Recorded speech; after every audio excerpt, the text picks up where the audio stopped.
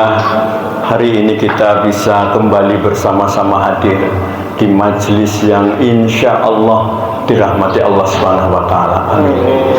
Salawat salam mudah-mudahan terlimpahkan pada junjungan kita Nabi Muhammad Sallallahu Alaihi Wasallam, keluarga, sahabat-sahabat dan pengikutnya. Hadirin, kali ini saya diberi bagian tugas untuk menggantikan pemateri yang datang, yang mestinya dari Bumi Ayu, kebetulan tidak bisa hadir, jadi saya diberi kesempatan untuk kembali saya menyampaikan. Kali ini saya akan menyampaikan satu kesaksian dari seorang tokoh Yahudi, pemuda Yahudi yang tinggal di Madinah, yaitu Abdullah bin Salam. Abdullah bin Salam menceritakan pengakuannya yang diriwayatkan oleh seorang perawi hadis At-Tirmizi. Kata Abdullah bin Salam mengatakan bahwa sejak pertama kali Rasulullah Sallallahu Alaihi Wasallam datang ke Madinah, beliau disambut dengan sangat-sangat antusias oleh penduduk.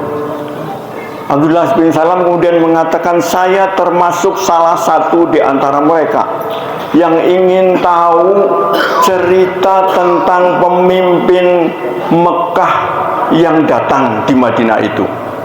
Saya ingin tahu apa sesungguhnya, siapa. Saya amati, kata Abdullah bin Salam, saya amati wajahnya dengan penuh perhatian, betul-betul saya amati. Dan ternyata saya yakin bahwa beliau Rasulullah Sallallahu Alaihi Wasallam melihat dari wajahnya tidak terdapat sama sekali tanda-tanda pendusta, tanda-tanda pembohong, tidak ada sama sekali. Pak, Bu, apa kita bisa melihat ada tanda-tanda seorang pembohong itu bisa kita lihat? Tidak, kadang-kadang tidak lihat. Orang yang kelihatannya santai, kelihatannya deso, tapi bisa bisa membohongi orang se-Indonesia. SMK katanya mobil SMK mau sekian, nyatanya tidak, gitu ya.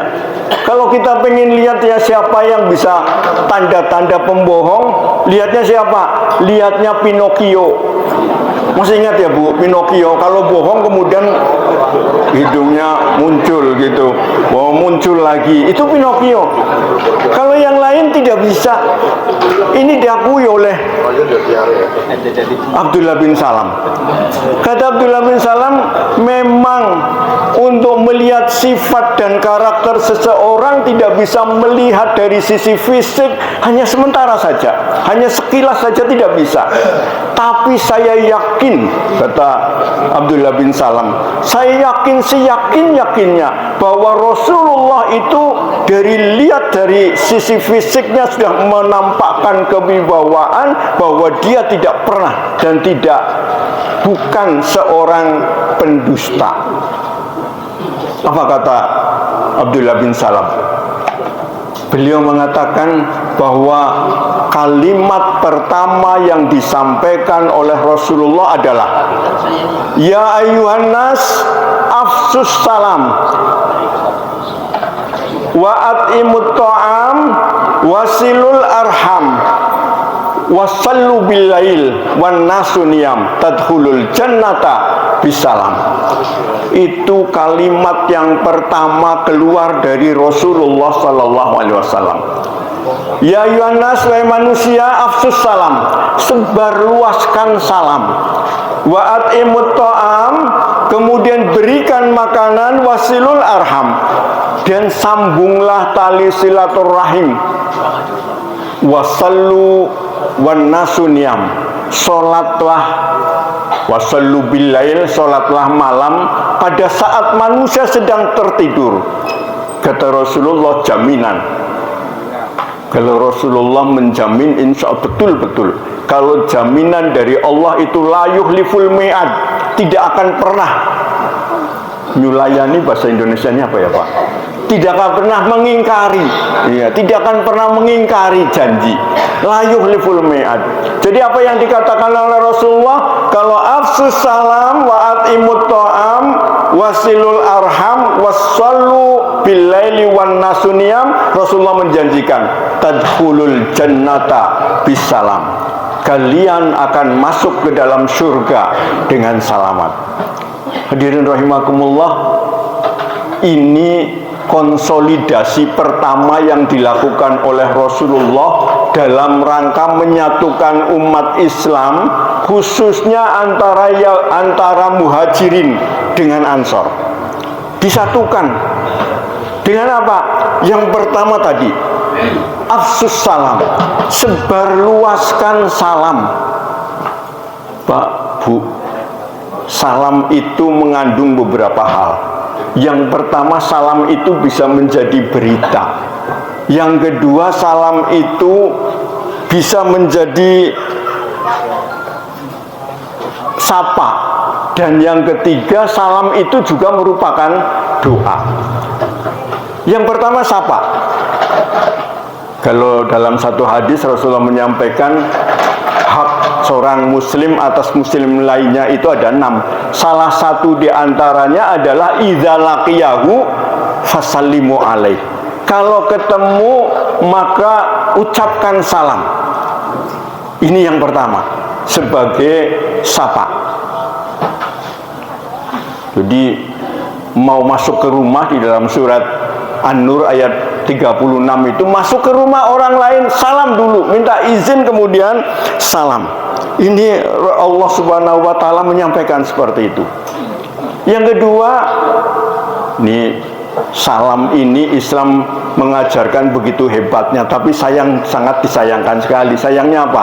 Justru salam ini malah justru dipakai oleh manajemen modern yang disebut dengan 3S. Apa? Sapa, salah, senyum, dan salam. Panjenengan masuk ke Indomaret, Alfamart, begitu masuk monggo salam. Maka jangan heran kalau Muhammad Abduh ketika dibuang oleh penguasa Mesir waktu itu, penjajah Mesir, dibuang di Prancis. Ketika pertama kali datang itu, Muhammad Abduh apa yang katakan? Kata Muhammad Abduh, Al-Quran digunakan konunan walad, dan Islam teratur, tertib, kemudian bersih, semuanya justru dipakai sana. Tapi justru umat Islam tidak menggunakan itu. Umat Islam malah tidak menggunakan apa yang ada di dalam Al-Quran. Banyak yang tidak menggunakan.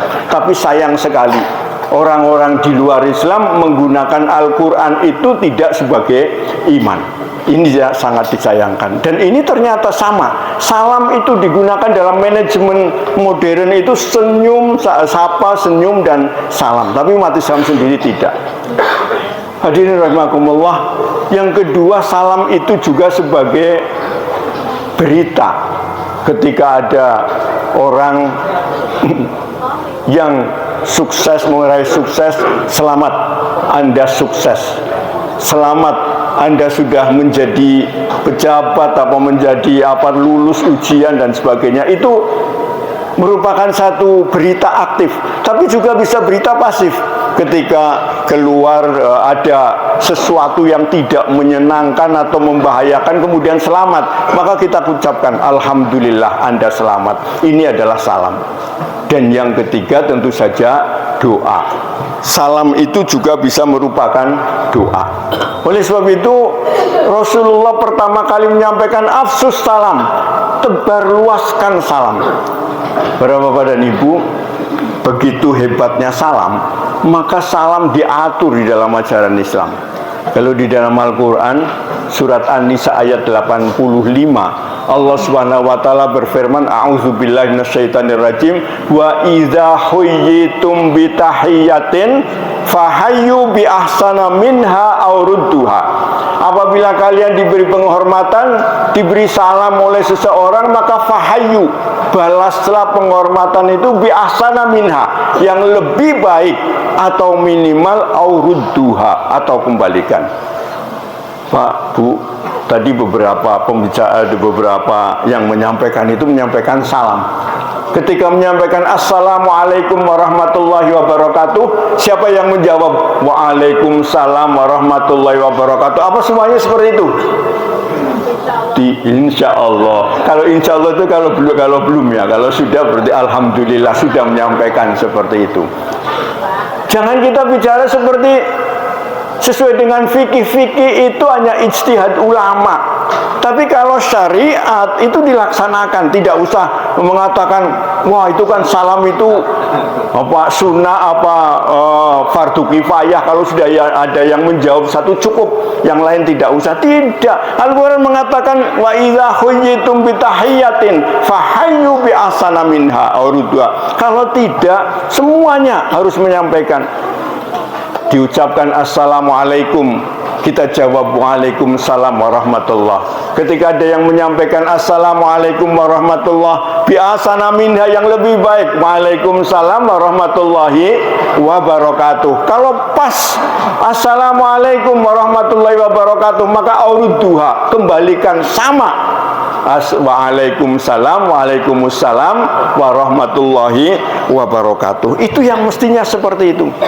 Jadi kita jangan seperti wah itu kan hanya sunnah, itu kan hanya merupakan apa fardu kifayah. Tidak. Kalau syariat itu kita laksanakan dengan sebaik-baiknya. Hadirin rahimakumullah. Kenapa? Konsolidasi pertama yang disampaikan oleh Rasulullah itu salam. Sebab ketika seseorang mengucapkan salam, itu berarti jaminan bahwa dia akan memberikan kedamaian. Sekali lagi, kalau kita memberikan salam, maka itu merupakan satu jaminan akan memberikan kedamaian. Panjenengan mau nagih utang, begitu nagih utang, tok tok tok, assalamualaikum, maka jenengan sudah memberikan kedamaian. Walaupun nagih utang tidak akan marah. Mestinya seperti itu. Karena assalamualaikum, jangan seperti siapa itu kalau assalamualaikum tapi kemudian marah-marah. Tidak. Sampai pada satu ketika ada dalam satu kisah itu, ada seorang istrinya seorang pembesar Ikhwanul Muslimin di Mesir. Waktu itu sedang dikejar-kejar, suaminya dikejar-kejar, tapi ada tamu kemudian mengucapkan assalamualaikum warahmatullahi wabarakatuh. Si istrinya menerima waalaikumsalam warahmatullahi wabarakatuh dengan sangat tenang sekali.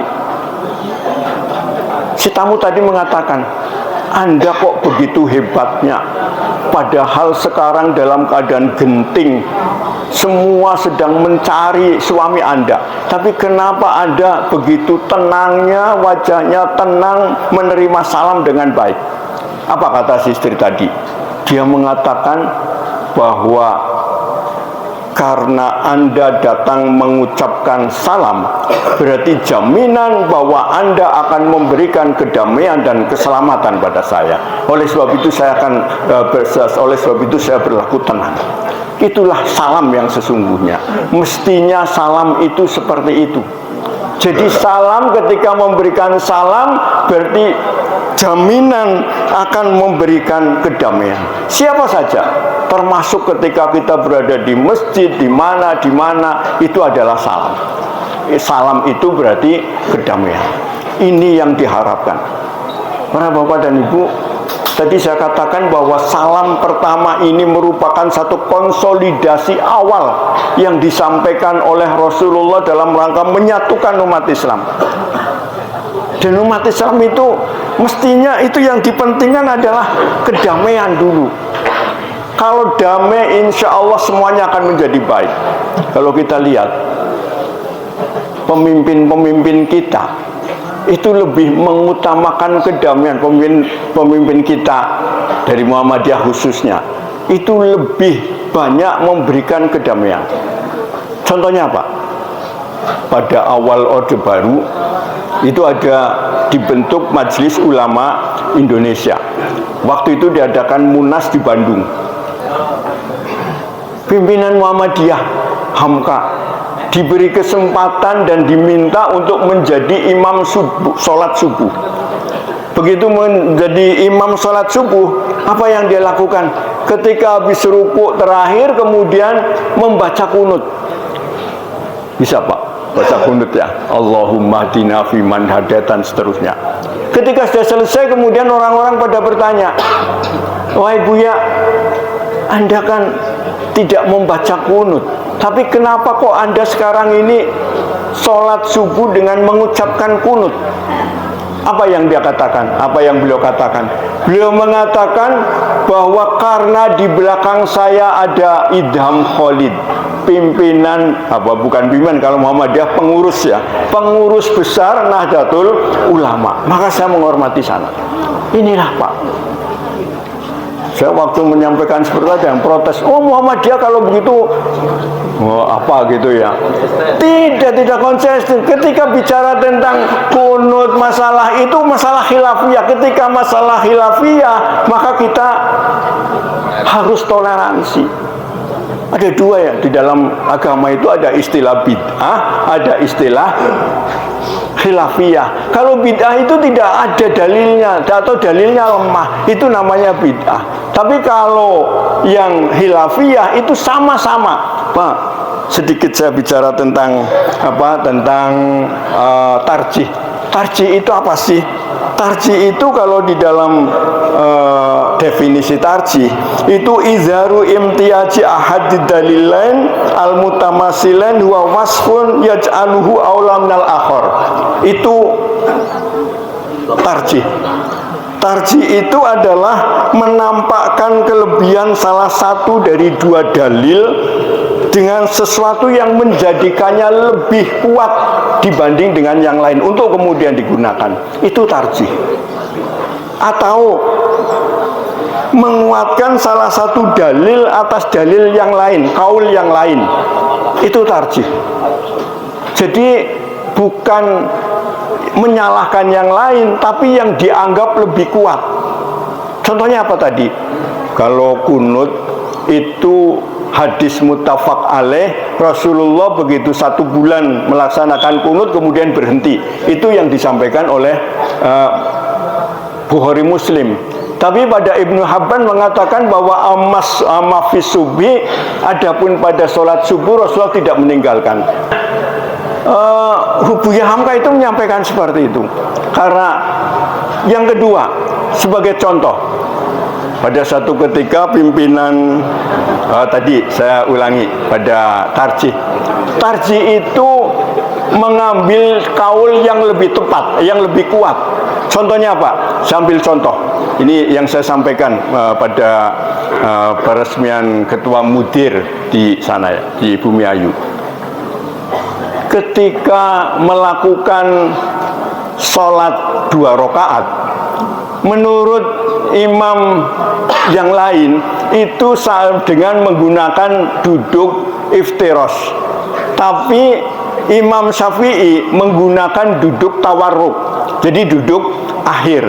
Ini menurut Imam Syafi'i. Muhammadiyah menggunakan yang dipakai oleh Imam Syafi'i karena dianggap lebih kuat. Tapi ketika berbicara tentang tentang cadar, itu di sana pada surat An-Nur ayat 21, tutuplah auratmu illa ma zuhara minha, kecuali yang biasa dilihat. Nah, yang biasa dilihat itu apa? Bukan dilihat seperti orang di Bali yang pakainya kemben, tidak. Tapi yang biasa dilihat secara syara. Secara syara itu apa?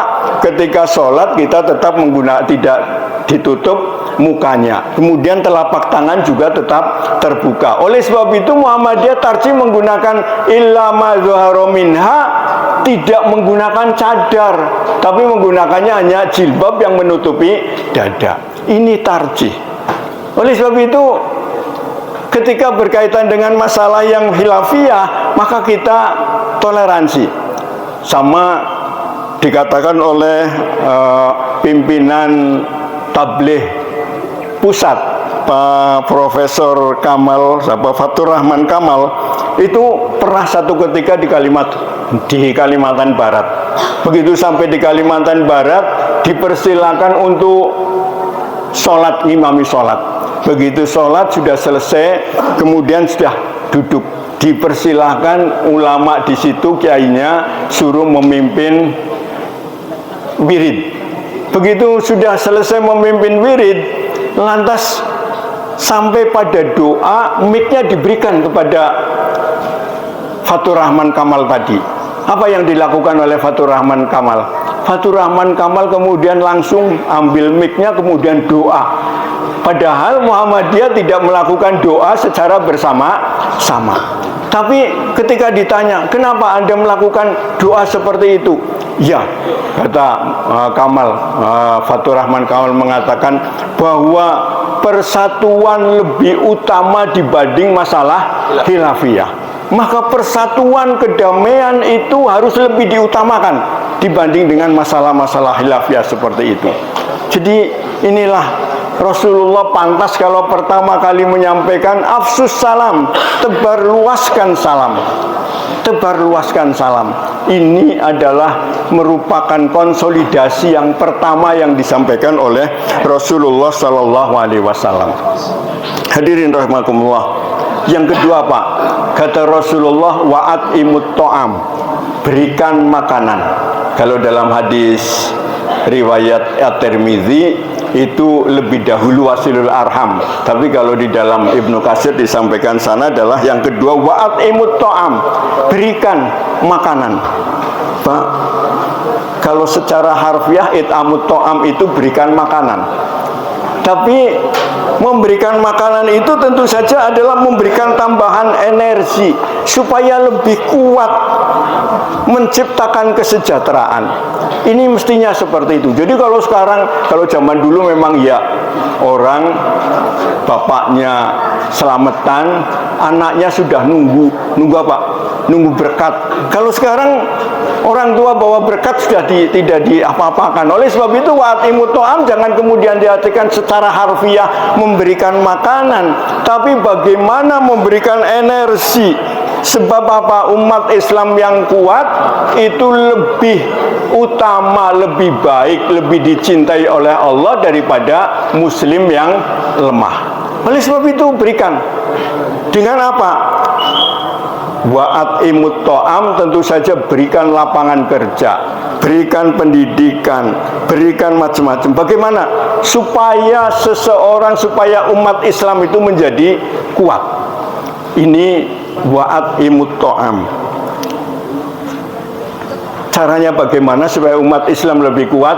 Maka kalau dalam Al-Quran itu disebutkan ketika bicara tentang Jalut itu apa? Bastotan fil ilmi wal jism. Umat Islam supaya kuat dalam jisim, dalam raga, dalam ilmu dan dalam raga.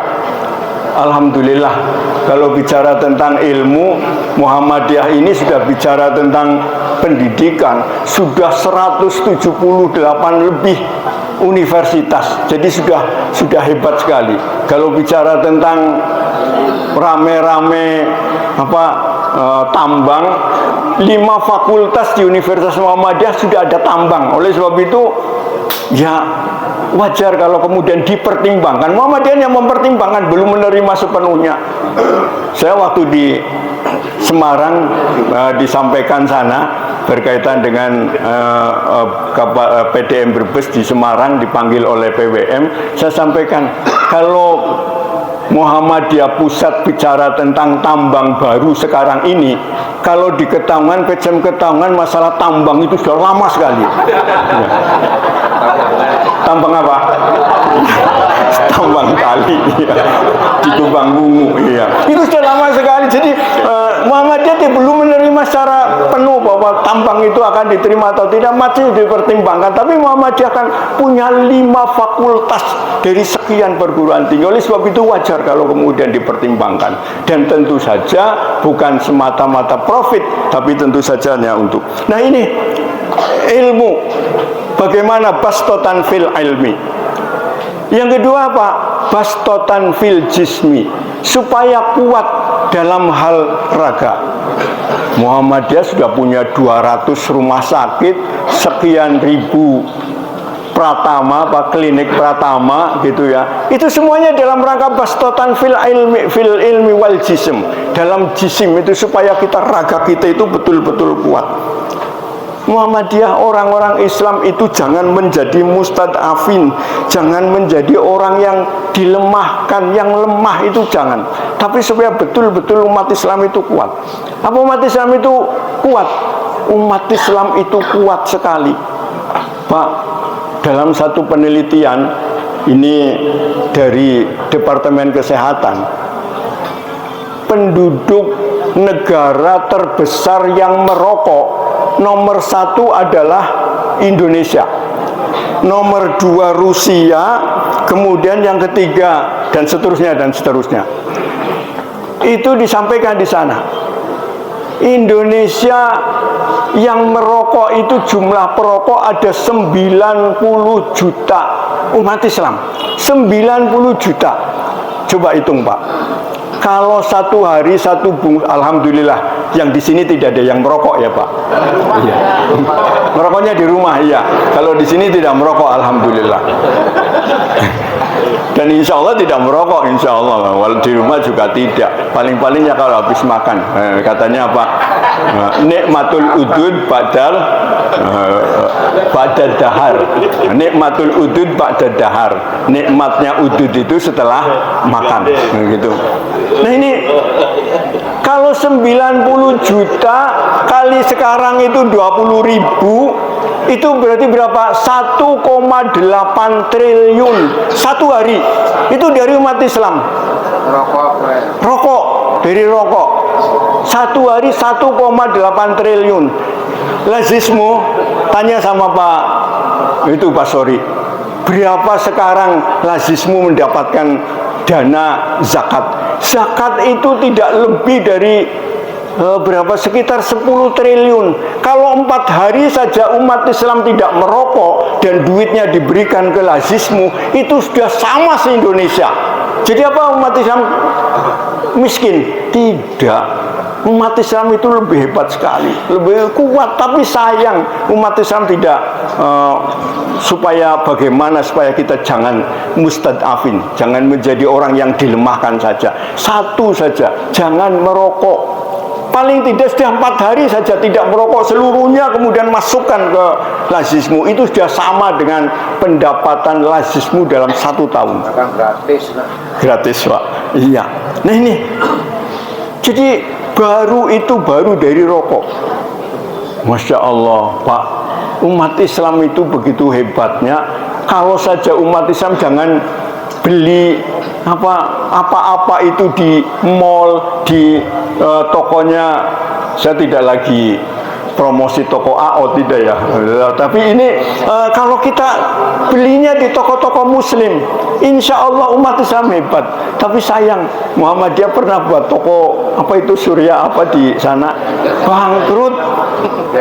Kalau punya utang, mau utang tidak punya duit, tuh belinya di tetangga. Tapi begitu punya duit kita belinya di mall, di Alfamart. Ini kelemahan dari umat Islam.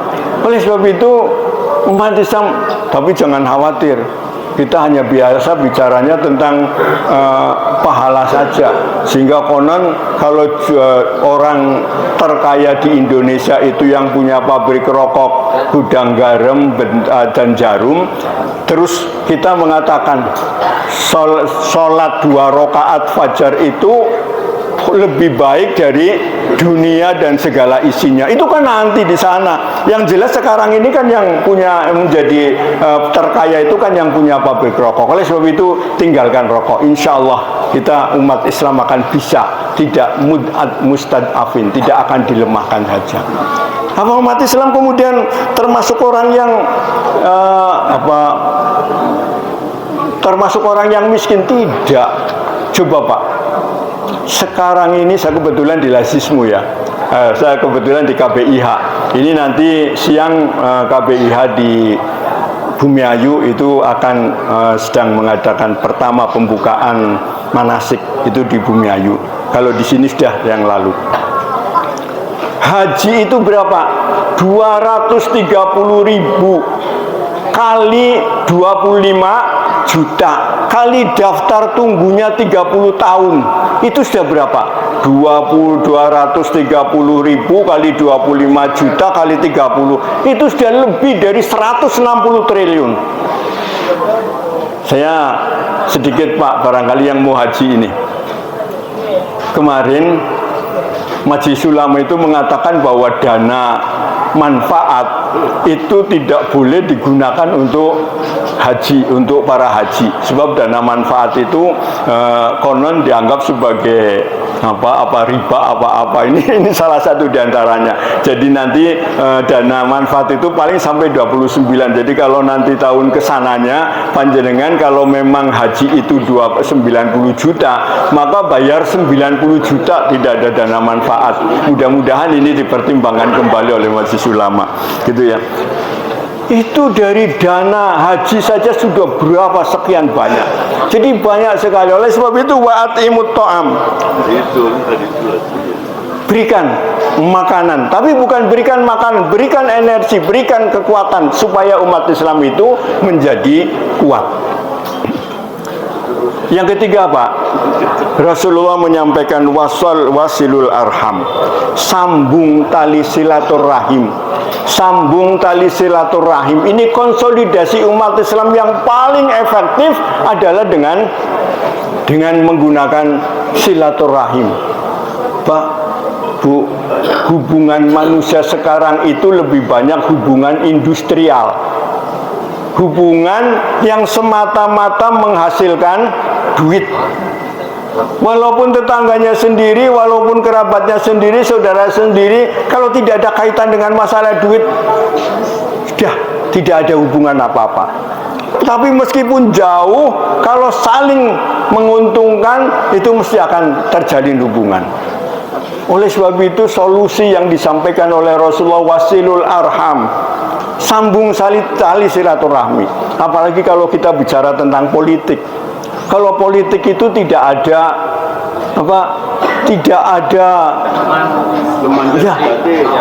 kawan, tidak ada kawan yang abadi, tidak ada apa yang abadi. Yang abadi adalah kepentingan abadi. Kemarin PKS memajukan siapa? Anies Baswedan sebagai calon presiden. Begitu sudah akan mendapatkan kursi, sudahlah Anies ditinggalkan. Ini politik. Oleh sebab itu politik itu kadang-kadang saling curiga. Alhamdulillah panjenengan datang di sini tidak usah mencari apa, ada mahar, dapat, cukup duduk di sini tanpa bayar. Ya betul ya, tidak usah bayar, malah dikasih minum. Ya. Tapi kalau di sana, wah, untuk mencari kursi saja betapa mahalnya sekali. Oleh sebab itulah karena saling curiga, saling apa, maka satu-satunya Rasulullah kemudian menyampaikan solusinya adalah wasilul arham, sambung silaturahim. Pak, panjenengan yang ada di PCM, panjenengan yang ada di pimpinan cabang Asia, kalau tidak bisa menyampaikan sesuatu, kalau rapat angel, silaturahim. Insya Allah kalau mengadakan silaturahim semuanya bisa cair. Insya Allah semuanya bisa cair. Oleh sebab itu Rasulullah, konsolidasi yang disampaikan oleh Rasulullah adalah wasilul arham, sambung silaturahim. Maka Rasulullah mengatakan bahwa yang paling cepat untuk mendapatkan siksa adalah ketika qati'atur rahim, ketika memutuskan hubungan silaturahim. Ketika ada orang memutuskan hubungan silaturahim, saat itulah akan terjadi kerusakan yang banyak sekali. Termasuk barangkali partai yang mengusung Anies begitu mengusung yang lain mungkin akan ditinggalkan oleh yang lain. Ini contoh diantaranya bahwa meninggalkan melakukan qati'atur rahim, pemutusan hubungan itu akan cepat mendapatkan akibat dari pemutusan tadi. Yang kelima, wasallu bil laili wan nasu niyam. Salatlah pada waktu malam di saat orang lain sedang tertidur nyenyak. Pak, Bu, manusia itu tidak ada yang pernah mulus terus, tidak. Manusia itu kadang-kadang ada cobaan, ada apa. Oleh sebab itu manusia butuh untuk mengadu, ada tempat mengadu. Ini satu ketika Anas bin Malik didatangi oleh seseorang. Kata orang tadi mengatakan, wahai Anas bin Malik, hati saya ini selalu resah, selalu tidak enak. Berikan saya obat supaya saya bisa menjadi tenang. Apa kata Ibnu Mas'ud? Kalau hati kamu pengen menjadi tenang, maka datangilah 3 hal. Apa? Yang pertama, kamu baca Al-Quran atau mendengarkan orang membaca Al-Quran. Nanti kamu akan menjadi tenang. Yang kedua, kata Ibnu Malik mengatakan, datangilah pengajian yang mendekatkan diri kita kepada Allah Subhanahu wa Ta'ala. Insya Allah nanti akan menjadi tenang. Pak, Bu, pengajian itu kadang-kadang ada yang menjadi panas ya. Begitu pulang dari pengajian kemudian wah nggak karu-karuan. Ini contoh. Jadi banyak sekali yang seperti itu. Maka Ibnu Malik mengatakan bahwa datangilah pengajian. Ya, Ibnu Malik mengatakan datangilah pengajian yang mendekatkan diri kepada Allah. Dan yang ketiga kata Ibnu Malik, kamu datanglah ke tempat yang sunyi untuk takarrub, untuk munajat kepada Allah Subhanahu wa Ta'ala. Sampaikan apapun yang akan kamu, kata Ibnu Malik, yang menjadi resah itu sampaikan. Kalau 3 hal itu sudah dilakukan, kemudian kok hatinya masih tetap saja resah, maka gantilah, mintalah kepada Allah supaya mendapatkan ganti hati yang lain. Orang tadi kemudian pulang. Begitu pulang kemudian berwudu. Selesai berwudu baca Al-Quran. Begitu membaca Al-Quran hatinya tenang sekali. Nih, para bapak dan ibu, ternyata ala bizikrillahi tatmainnul qulub. Dengan zikir kepada Allah, dengan membaca Al-Quran, hati kita akan menjadi tenang. Tapi sayang sekali, banyak di antara kita yang ketika dalam keadaan resah malah mencarinya yang macam-macam, apa dengan obat tenang, dengan apa, datang ke psikiater itu obatnya, kalau mencari ketenangan itu obatnya obat yang isi morfin, Pak. Maka hati-hati itu. Datang kalau kita resah, baca Al-Quran. Ala bizikrillah tatmainnul qulub. Dengan membaca Al-Quran hati kita tenang. Yang kedua apa? Yang kedua, datangi tempat majelis pengajian yang mendekatkan diri kita kepada Allah Subhanahu wa Ta'ala. Dan yang ketiga, datanglah ke tempat yang sunyi untuk kita mengadu kepada Allah. Para bapak dan ibu, kita mengadu, wa minal laili fatahajjad bihi nafilatal lak asa ayyab asaka rabbuka maqaman mahmuda. Salat di waktu malam, nanti Allah akan menempatkan dalam posisi yang terpuji. Kadang-kadang kita itu sholat malam ketika kita butuh tok. Kita melaksanakan sholat ketika kita butuh. Padahal mestinya tidak. Kita terus-menerus, ya kalau sholat kita dalam keadaan butuh itu pun baik. Tapi yang paling baik adalah kita laksanakan. Karena Allah Subhanahu wa Ta'ala, insya Allah Allah akan memberikan tempat yang baik.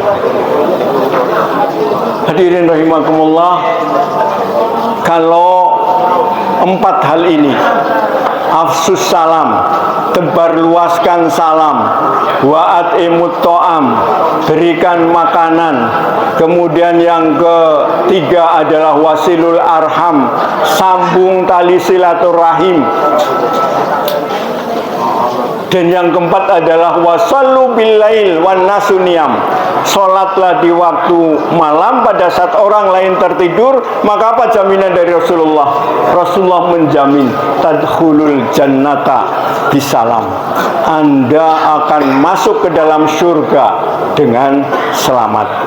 Tentu saja bukan surga nanti di akhirat saja, tapi kalau 4 hal ini bisa kita laksanakan dalam kehidupan sehari-hari, insya Allah panjenengan akan selamat. Ketemu sama orang, assalamualaikum, kenapa kok kita kadang-kadang seakan-akan dibenci orang lain? Cukup kita introspeksi pada diri kita sendiri. Apakah kita mau memberikan salam kepada orang lain? Apakah kita memberikan kedamaian kepada orang lain? Apakah kita nyapa orang lain? Jangan nunggu orang lain menyapa kita, tapi kita sapa. Ya Allah, Pak, begitu hebatnya salam ini, sampai kalau di dalam Islam itu diajarkan bagaimana caranya orang yang berdiri memberikan salam kepada yang duduk, orang yang banyak orang yang sedikit memberikan salam kepada yang banyak, orang yang muda memberikan salam kepada yang tua. Itu diatur di dalam Islam. Insya Allah yang pertama, dengan salam itu akan terjadi konsolidasi umat Islam. Wa'at imut to'am, yang kedua juga ketika kita bisa memberikan orang lain kesempatan lapangan kerja, apakah apa supaya orang bisa tidak mustadafin tadi, maka insya Allah akan menjadi baik. Dan yang ketiga adalah wasilul arham, kita laksanakan silaturahim, hubungan silaturahim. Dan yang keempat adalah kita mengadu kembalikan semuanya kepada Allah. Tadkhulul jannata bisalam, insya Allah kita akan masuk ke dalam surga, bukan hanya di dunia, bukan hanya di akhirat nanti, tapi juga di akhirat di dunia ini, insya Allah. Hadirin rahimakumullah, tidak banyak yang saya sampaikan. Sementara sampai di sini, segala kekurangan saya mohon maaf. Kebetulan hari ini juga di Bumiayu akan diadakan pembukaan manasik, jadi kita sebagian sana. Dan kepada bapak-bapak yang daftar haji tahun 2012 sampai dengan Desember, insya Allah masuk pada angkatan tahun 2025. Panjenengan boleh mengikuti manasik di KBIH Arafah Muhammadiyah. Mudah-mudahan apa yang disampaikan di Arafah Muhammadiyah itu sama sebagai yang diajarkan di dalam tarjih, dan merupakan hajinya insya Allah merupakan haji Rasul. Saya ingin menyampaikan berkaitan haji ini. Haji itu ada 3 macam. Yang pertama adalah haji kemenag, haji berdasarkan Kementerian Agama, itu biasanya tidak ada tarwiyah. Yang kedua adalah haji Rasul, ini tuntunannya sesuai dengan tuntunan Rasul. Tapi yang ketiga juga ada haji minimalis.